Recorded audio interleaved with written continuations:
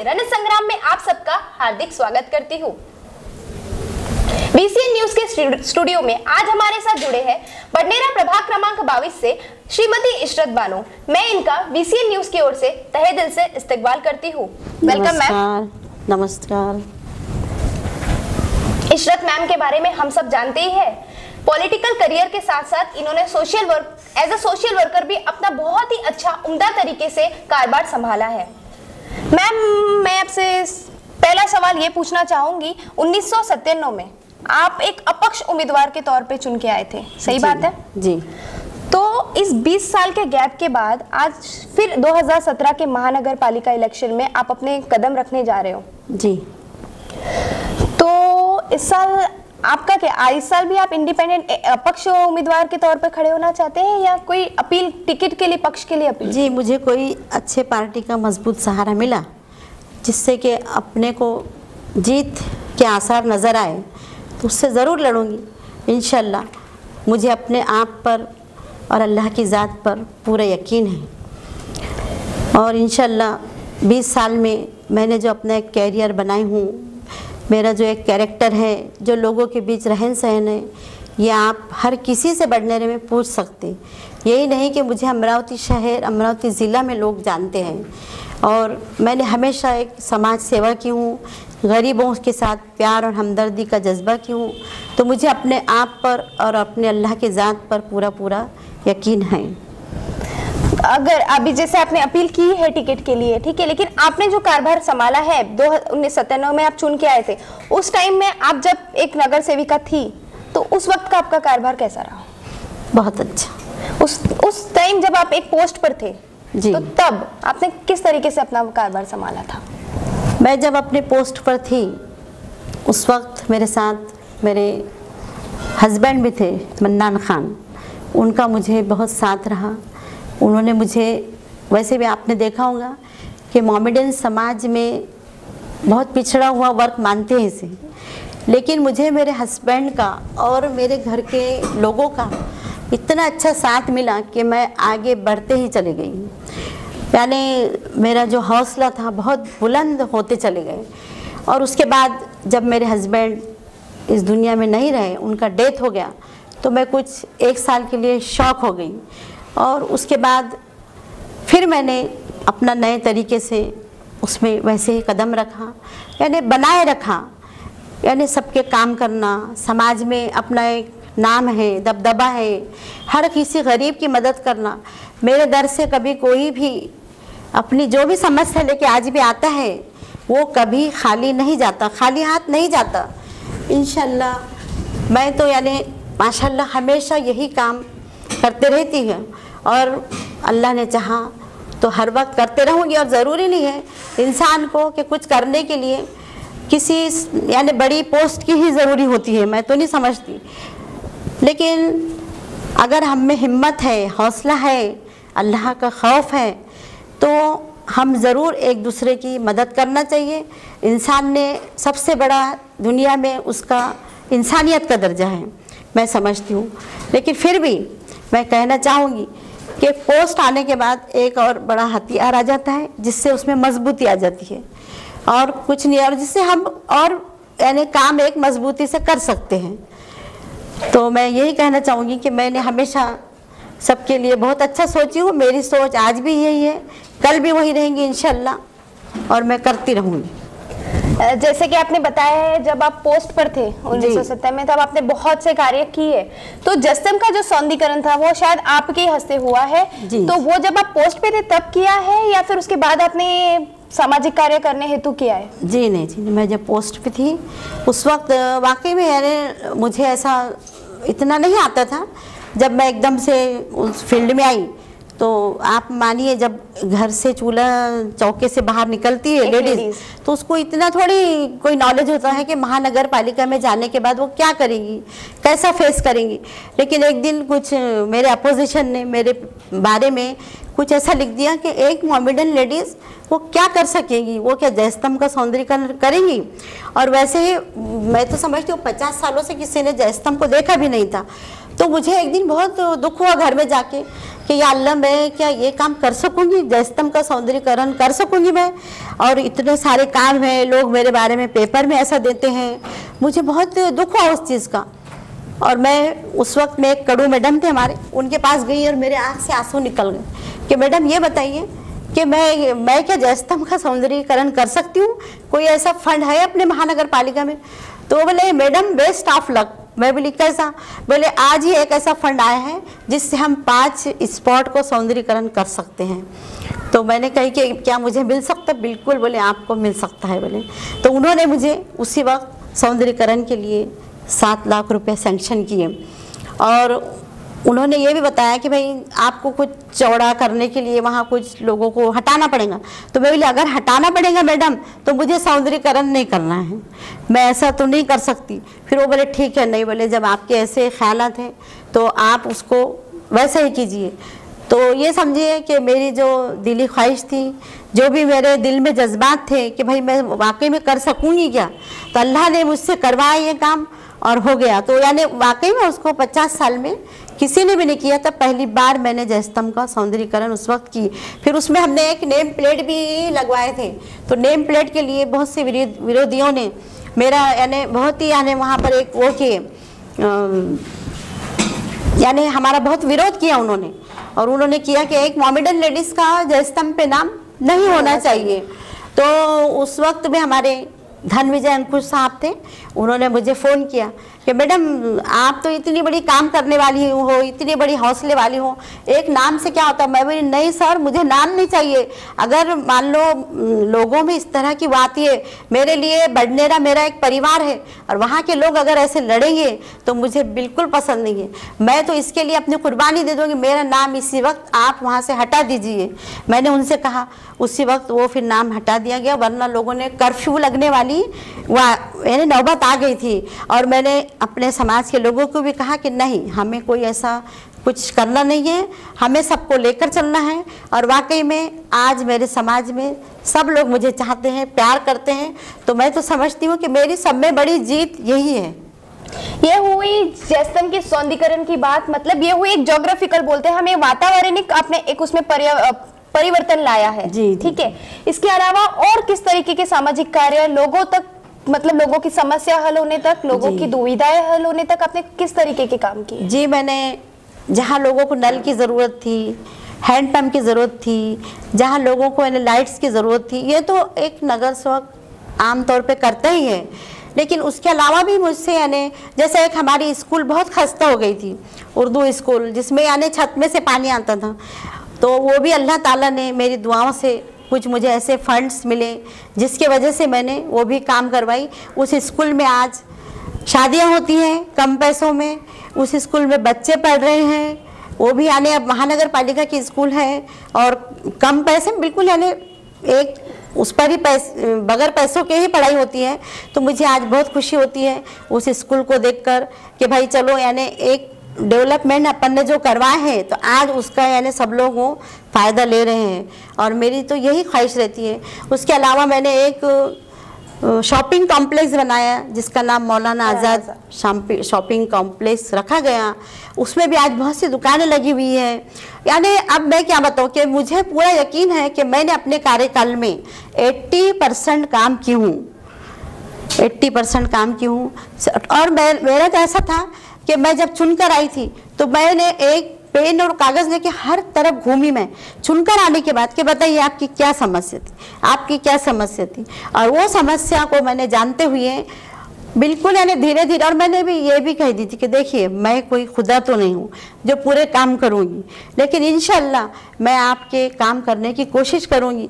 और मैं अपने काम करती रही और 5 सालों में वक्त भी नहीं यानी कम होता गया, लेकिन मुझे पूरा यकीन है कि मैंने 80% लोगों को काम करके दिखाया है और वही चीज़ है जो लोगों के दिल में आज भी बसी हुई है। और उसके अलावा इंसान के अखलाक भी बहुत बुलंद होना चाहिए। हम में कोई परिवर्तन नहीं था, हम जैसे नगर सेवक थे उस वक्त भी वैसी थे, जब नहीं रहे तब भी वैसी रहे और इंशाल्लाह आगे भी वैसी रहेंगे। ये बात थी उर्दू स्कूल की, तो ये स्कूल अब भी जारी है वहाँ पर, अब भी चलती है? जी जी जी। और लड़का लड़की दोनों मुस्लिम कम्युनिटी के वहाँ एजुकेशन ले सकते हैं? मतलब जो हम जानते हैं हमारे कम्युनिटी में लड़कियों के एजुकेशन को इतना प्रोत्साहन नहीं दिया जाता है, लेकिन आपने वो काम किया है, माशाल्लाह अच्छी बात है। तो इसके अलावा जैसे कि आपने कहा सौंदर्यीकरण की बात हो गई, स्कूल की बात हो गई, तो आपके हिसाब से एक नगर सेविका या एक नगर सेवक, आपकी बात नहीं ले, एक नॉर्मल नगर सेवक की बात अगर ली जाए तो साफ सफाई, सौंदर्यीकरण और स्कूल तक के उसका काम सीमित होना चाहिए कि नगर सेवक के और भी कुछ फर्ज होते हैं? देखिए, पॉलिटिशियन को लोगों ने कुछ अलग ही नाम दे रखा है, मैं तो नहीं जानती। मैं तो समझती हूँ सबसे बड़ी दुनिया में है इंसानियत, और वो ज़िंदगी भर कायम रहती है। तो हर इंसान ने ज़िंदगी भर कायम रहने वाली चीज़ पर ज़्यादा ध्यान देना चाहिए। और देखिए, सबसे ज़्यादा मुझे आज भी खल्क़ की खिदमत करने का वैसा ही जज्बा है, मेरे समाज के लोगों के लिए मेरे दिल में वही जज्बा है, चाहे वो किसी भी धर्म का हो। और मुझे लोग प्यार भी करते हैं, हर धर्म के लोग मुझे प्यार करते हैं, एक ही नाम से जानते हैं, इशरत बानो। तो ये मेरे लिए सबसे बड़ी जीत यही है। तो इंशाल्लाह मैं आगे भी करते रहूँगी, आज भी करती हूँ, और इंशाल्लाह जब तक मैं हयात हूँ तब तक करती रहूँगी। ये बात आपकी हो गई, लेकिन हमारा सवाल ऐसा था कि अगर एक नगर सेवक चुन के आ रहा है जी, तो नॉर्मली नगर सेवकों ने एक क्राइटेरिया बना रखा है अपना कि हम नगर सेवक है तो सफाई करेंगे, नालियाँ बनाएंगे, रोड बनाएंगे, रोड पे टाइल्स लगाएंगे, पेविंग ब्लॉक लगाएंगे, यहाँ तक हमारा काम सीमित है, सिर्फ लोगों को दिखाना है इसलिए वो करेंगे। लेकिन इसके अलावा और क्या फर्ज बनते हैं कि उन लोगों को ये नहीं करना चाहिए कि हर किसी के घर पे ना एक रोज पर्सनली जाके, लेकिन हफ्ते में एक बार पर्सनली पूछ ले कि उनके घर में क्या परेशानी है? बेशक, ये बहुत अच्छा सवाल पूछा आपने। क्यों, तो जब हम चुनकर आते हैं तो हम उस वार्ड के प्रतिनिधि हो जाते हैं, वोट देने के हद तक हम उस वार्ड जब घर घर जाते हैं और बाद में हम उन्हें भूल जाते हैं। तो ये समझिए कि हम जो है सिर्फ वक्त के साथी हैं, ये बात बिल्कुल गलत है। बिल्कुल, हमने वोटिंग होने के बाद, रिज़ल्ट लगने के बाद अगर हमें कामयाबी मिलती है तो उसी तरह उन लोगों से बिल्कुल वक्त निकाल कर मिलना चाहिए। और मैं मिलती थी, ये आप मेरा रिकॉर्ड बढ़ने में आओ और पूछो कि मैं मेरे कार्यकाल में कहीं मिलती थी या नहीं। मेरे शौहर जो थे मन्नान खान, मैं उनके साथ हर गली कूचे में बिल्कुल जाती रहती थी। यानी हमारा ऐसा शेड्यूल था कि हम घर में खाना नहीं बना पाते थे, लेकिन बाहर वक्त लोगों को बहुत दी हूँ मैंने, मुझे इतना समझता है। तो नगर सेवक जो है वाकई में उन्होंने अपने वादों से नहीं मुकरना चाहिए, और बेशक लोगों का काम तहे दिल से करना चाहिए, क्योंकि उन लोगों को भी आपसे कुछ आशाएं रहती हैं। मैं मानती हूँ सिर्फ रोड, नाली, सफाई ये तो करना ही है अपने को, ये तो उसमें आता ही है जैसा, लेकिन उसके अलावा भी हमारे कुछ अखलाकी फ़र्ज़ है, तो वो हमने पूरा करना चाहिए। ऐसी मेरी यानी सोच है। तो यही सोच अगर सबकी बन गए तो शायद हर कोई नगर सेवक के लिए खुशी से बिना किसी के दर जाए तक के, मतलब कोई नगर सेवक अगर किसी के वोट मांगने ना जाए तो भी वो वोट दे दे, अगर हर किसी की सोच इस तरह की रही तो। बेशक बेशक, बिल्कुल। कहते हैं कि किसी भी चीज़ के लिए, पाने के लिए, या तो किसी के दिल में जगह बना लो या फिर दुआओं में रहो। तो मैं तो ज़्यादा दुआओं में रहना चाहती हूँ। अगर मान लो मैं किसी गरीब का एक काम कर रही हूँ, ना जाने किसकी दुआएं मेरे पे लग जाए, है ना। मुझे एक शेर याद आया, ना जाने किसकी दुआओं का असर है मुझ पर, डूबती हूँ तो दरिया उछाल देता है। माशाल्लाह। तो ऐसी मेरी सोच है, और अल्लाह से दुआएं करती हूँ कि सभी लोग इस सोच के बन जाए, पॉलिटिशियन को गलत नाम ना दे, उसको खल्क की खिदमत समझे, और हर समाज के लिए वही जज्बा रखे अपने अंदर, चाहे वो हिंदू, मुस्लिम, सिख, ईसाई। जब अल्लाह ने हमारे बीच कोई यानी भेदभाव नहीं समझा है तो हम कौन होते हैं? हमारा ब्लड एक है, हम लोग सब बनाए हुए वैसे हैं। सिर्फ थोड़ा सा धर्म अलग होने से कुछ नहीं होता, सबको एक साथ समझना चाहिए, सबसे भाईचारा रखना चाहिए, प्यार, मोहब्बत और हमदर्दी का जज्बा रखना चाहिए। ये चीज़ें ताउम्र ख़त्म होने वाली नहीं है। तो ऐसी मेरी सोच है। अब प्रभाग क्रमांक 22 से आप बिलोंग करते हो, बडनेरा से, तो वहाँ पे हर मजहब के लोग रहते हैं, तो आपको उनका उतना ही प्रतिशत मिलता है, या जो हमारे मुस्लिम समाज के भाव बंधु हैं उनका आपको उतना ही प्रतिशत मतलब इक्वल मिलता है, या फिर कम ज्यादा हो जाता है? मुझे ऐसा नहीं है, मुझे इक्वल ही मिलता है, सबसे मिलता है। मुझे हिंदू, मुस्लिम, सिख, ईसाई सभी से मिलता है। सब लोग मेरी बहुत इज्जत करते हैं। आज भी मुझे हर प्रोग्राम्स में इनवाइट करते हैं, मुझे गेस्ट बनाकर बुलाते हैं, यानी हर समाज के लोग। और फिर मोमेडन समाज, मैं मोमेडन होने से तो जाहिर ही आप लोग को लगेगा, लेकिन नहीं, मुझे हर समाज के लोग पूछते हैं, मेरी इज्जत करते हैं। आज भी वही मुझे, जो मुझे यानी आज से 20 साल पहले मिला था, वही आज भी मुझे मिलता है। मुझे तो कुछ लगता ही नहीं हूँ कि मैं आज कारपोरेटर हूँ या नहीं हूँ, मुझे वही मान सम्मान, वही इज्जत मिलते रहती है। और इंशाल्लाह आप भी दुआएं कीजिए कि मैं उसी इज्जत को बनाए रखूँ। जैसे कि मैम आपने हमें बताया है कि आप इंशाल्लाह ज़रूर आपके इमेज के तौर पर चुन के ज़रूर आओगे, तो बडनेरा के 20 साल का कारोबार जो आपने एज अ सोशल वर्कर संभाला है, तो उस कारोबार के बाद आज जो आप बडनेरा प्रभाग नंबर 22 के लिए आपने ऐसे क्या प्लानिंग करके रखी है कि अगर मैं नगर सेविका आज चुन के आती हूँ तो मुझे अगले पल ये काम शुरू करना है? ऐसे कोई प्लानिंग है आपके माइंड में? प्लानिंग तो बहुत है। मैं तो चाहती हूँ कि बडनेरा इतना डेवलप हो जाए कि हमें जो हर छोटी छोटी कामों के लिए अमरावती जाना होता है वो, और बहुत तकलीफ़ें उठानी पड़ती है। मामूली सी अगर कोई डिलीवरी भी हो, कोई यानी पेशेंट ज़्यादा सीरियस हो, इसके लिए भी हमें अमरावती का ही सहारा लेना पड़ता है। तो मैं तो चाहती हूँ कि बडनेरा में ऐसी व्यवस्थाएं डेवलप हो जाए जिसकी वजह से हमें बार बार अमरावती ना जाना पड़े। और मोदी अस्पताल जो है वो कुछ सालों में बहुत पिछड़ चुका है, उसमें अब डिलीवरियाँ सही नहीं हो रही है, ऑपरेशंस होते थे पहले वो बंद हो चुके हैं, वहाँ की व्यवस्था ख़राब हो चुकी है।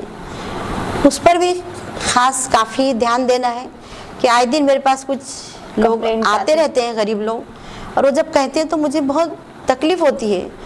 और यहाँ के जितने जो बड़े नेता हैं, मैं उनसे भी हमेशा ये सब चीज़ों का हम जिक्र करते रहते हैं। लेकिन इंशाल्लाह अगर मुझे इस बार मौका मिला और अल्लाह ने मुझे जीत मेरे नसीबों में दी है, तो इंशाल्लाह मैं ये काम ज़रूर करवाऊँगी, ऐसी उम्मीद रखती हूँ। मतलब अगर आप एक नगर सेविका चुनकर इंशाल्लाह इस साल आएंगे तो आप बडनेरा का टोटल डेवलपमेंट करना चाहते हैं कि लोगों को वहाँ पे तकलीफ ना हो, इंशाल्लाह उनको जो भागदौड़ की जिंदगी में है वो उनको और वहाँ पे वो सुविधा मिलकर उस चीज़ को थोड़ी सी हम लोग सफल बना सकें। बेशक बेशक इंशाल्लाह। अभी इंशाल्लाह अगर आप चुन के आ गए तो आपका पॉलिटिकल जो कारोबार है वो आपके कंधों पर आ जाएगा, तो आपका जो सोशल कारोबार है, जो आप सोशल वर्क करते आ रहे हो, तो उसका फ्लो वैसा ही रहेगा? बेशक वैसे ही रहेंगे, दोनों काम एक साथ संभालूंगी। मैम 1997 में जब आप स्टैंड थे तब जो इलेक्शन थे वो वार्ड वाइज थे, राइट? जी। लेकिन इस साल 2017 महानगर पालिका सार्वत्रिक निवडणूक जो होने जा रहे हैं वो प्रभाग वाइज होने जा रहे हैं जी। तो वो आपके लिए सूटेबल था, सहमत थे, या आज जो प्रभाग वाइज होने जा रहे हैं वो से? मैं तो समझती हूँ कि मैं जो 1997 में चुनकर आई थी उस वक्त वार्ड थे, और वार्ड यानी वार्ड का जो नगर सेवक होता है वो अकेला ही यानी खुद मालक चालक होता है। और आज जो प्रभाग हो चुके हैं इसमें 4 लोग एक साथ इलेक्शन लड़ने को जा रहे हैं, यानी इस प्रभाग के 4 जिम्मेदार लोग होंगे, और जाहिर है जो भी काम होंगे तो उसमें चारों की रजामंदी बेहद ज़रूरी हो जाएंगी। बेशक। तो मेरे तो ख्याल से वार्ड ही सही थे। तो ये जो प्रभाग का जो है इसमें बहुत ही एक कॉम्प्लिकेशंस वाला माहौल, ऐसा आपको लगता है? हाँ, बहुत सबकी रजामंदी जरूरी, बड़ा हो चुका है, और यानी बहुत दूर दूर तक एरिया वाइज यानी अभी घूमना भी पड़ेगा। एरिया से एक सवाल मैं पूछना चाहूंगी, आपका जो प्रभाग नंबर 22 है इसमें कहाँ से शुरू होता है और ये कहाँ तक है?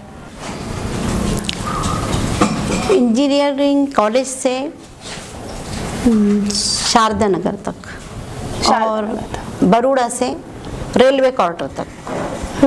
उसमें सभी आ गए, पाज बंगला, झिरी और मोमिनपुरा, कुरैशी नगर, राहुल नगर, इंदिरा नगर, रजा नगर, सिंधी कैम्प और प्रभात कॉलोनी, जयस्तंभ चौक, यानी जितने भी बडनेरा के नामी गिरामी एरिया है वो सारे उसमें कवर हो जाते हैं, आ चुके हैं। जी जी जी। तो जैसे कि आपने कहा कि इंजीनियरिंग कॉलेज से शारदा नगर और बड़ौदा से रेलवे क्वार्टर तक, हाँ। ऐसा कुछ एरिया आपने बताया है मुझे। तो इसमें ओपन कैटेगरी, SC ST, मुस्लिम कैटेगरी और अदर बौद्ध समाज के कितनी वोटिंग्स है जी? इसमें बौद्ध समाज के 7,500 करीबन वोट है और मुस्लिम समाज के 5 से 5,500 वोट हैं और अदर वोट बाकी, यानी जैसे कि 24,000 का पूरा हमारा ये पूरा दिखाया गया है,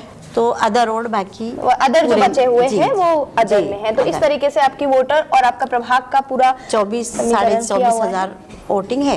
तो ये था श्रीमती इशरत बानो के कुछ हमारे बीच सवालात और कुछ एक बहुत ही खूबसूरत चर्चा रही है, जिसमें इन्होंने यूनिटी का संदेश तो दिया ही है और साथ ही नगर सेवक कैसा होना चाहिए और लोगों के लिए उसे किस तरीके से काम करना चाहिए, ये हमें जानने को मिला।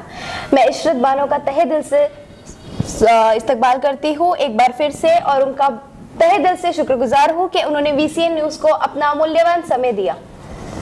मैम, एक आखिरी आपसे रिक्वेस्ट है कि हमारे न्यूज VCN न्यूज की तरफ से आप हमारे जनता से, हमारे दर्शकों से क्या अपील करना चाहेंगे? मैं यही अपील करना चाहूँगी कि आने वाले 21 तारीख को अपना कीमती वोट ना गंवाएं, उसे ज़रूर दें, क्योंकि आपका एक वोट आपके ही तरीके को रोक सकता है। इसलिए मैं आपसे गुजारिश करती हूँ, कोई भी खड़े हो, कोई भी कैंडिडेट हो, आप अपना कीमती वोट ज़रूर दीजिए। शुक्रिया, धन्यवाद, अल्लाह हाफिज। तो ये थे हमारे बीच प्रभाग नंबर 22 बडनेरा से श्रीमती इशरत जी बानो। इनसे हमें ये जानने को तो मिला ही है कि नगर सेवक कैसा होना चाहिए, उसका कार्यभार उसने कैसे संभालना चाहिए एवं जनता के लिए उसने क्या कार्य करने चाहिए। मैं इशरत जी बानो का तहे दिल से शुक्रिया अदा करती हूँ कि उन्होंने अपना मूल्यवान समय हमें यहाँ VCN न्यूज पे आके दिया। धन्यवाद मैम।